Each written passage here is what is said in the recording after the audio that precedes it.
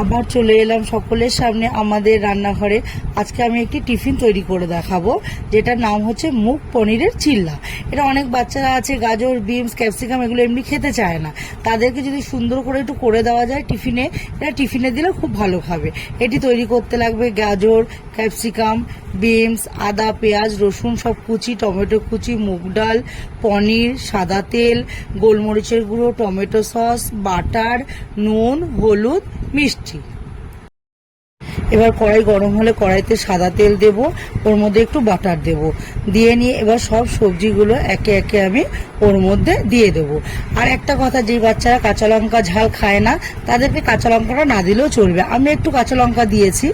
আর এবার ওর মধ্যে কি করব, নুন, হলুদ, মিষ্টি বলতে চিনি একটু করে সব দিয়ে ভালো করে আমি মিশিয়ে নেব। মিশিয়ে নিয়ে তার মধ্যে ওর মধ্যে একটু দেব গোলমরিচের গুঁড়ো আর দেব একটু টমেটো সস। এবার ওটা ভালো করে মিশিয়ে নিয়ে একটু এবার নরম হতে সময় দেব, ততক্ষণে আমি পনিরটা ওর মধ্যে দিয়ে দেব।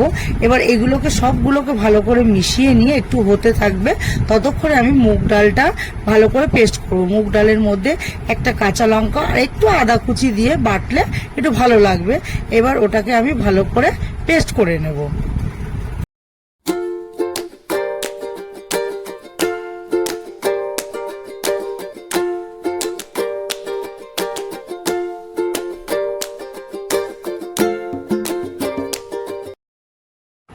আমার মুগ ডালের ব্যাটারটা আমার তৈরি হয়ে গেল।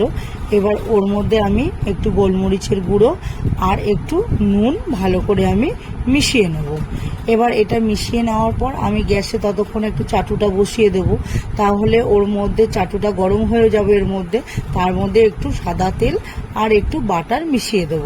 এবার বাটার আর সাদা তেলটা মিশিয়ে দিয়ে আমি এবার হাতায় করে এই যে ব্যাটারটা করেছি এটা এবার তুলে দেব, দিয়ে রুটির মতো করে আমি একটু ভালো করে ছড়িয়ে দেব।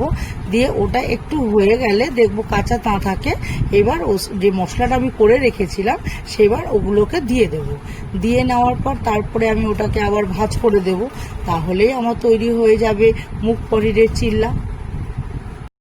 যদি এই খাবারটি ভালো লেগে থাকে তাহলে লাইক করবেন, শেয়ার করবেন, কমেন্ট করে জানাবেন আর অবশ্যই সাবস্ক্রাইব করবেন। ধন্যবাদ।